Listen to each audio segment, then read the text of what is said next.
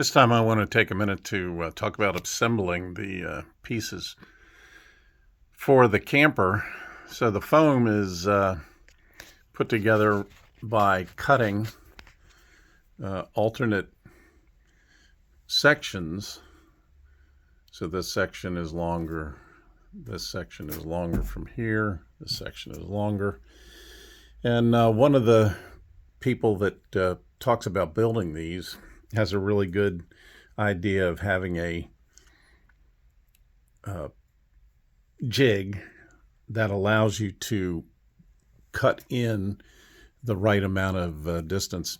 I chose 8 inches or 12 inches, just depending on which one I was doing, to actually make the poor man's fiberglass. Let's talk about that. Again, you're going to sand the shiny edge off of the XPS foam. You're going to put a regular coat of tight bond glue down. You're going to lay the fabric down, smoothing it with your hand. Don't try to stretch it, is what they say. And then use your iron. You're going to use your iron to iron it flat so it looks really good. When you iron it like that, it has a really good finish. Maybe it's hard to see there. And then afterwards, when that dries, what they say and what I've done is used tight bond glue that's been thinned a little bit with water. And it's just up to your discretion. Just pour a little bit of water in at a time, stir it up, and then run that over it. After that's dry, I use 220 grit sandpaper on a sander, circular sander, and just make that smooth. And then 3 layers of paint. Now, when you cut into the foam, you're never going to get a perfect cut every time. You can see that these edges aren't perfect every time. So there's going to be some fill involved.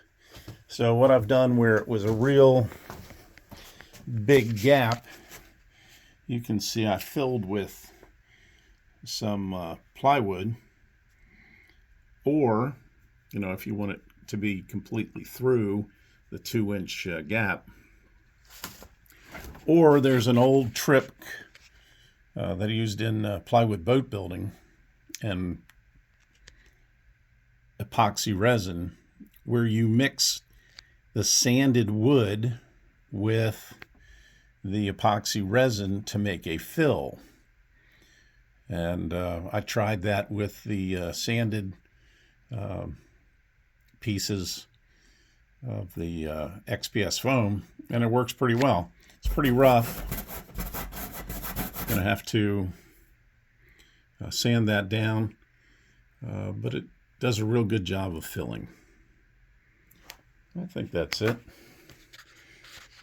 And the interior is really coming along now. I actually used bracing across the roof, and these are going to be the hold downs to the bed of the pickup truck. I've used 1/2-inch plywood and covered that with the poor man's fiberglass as well. All right, thanks.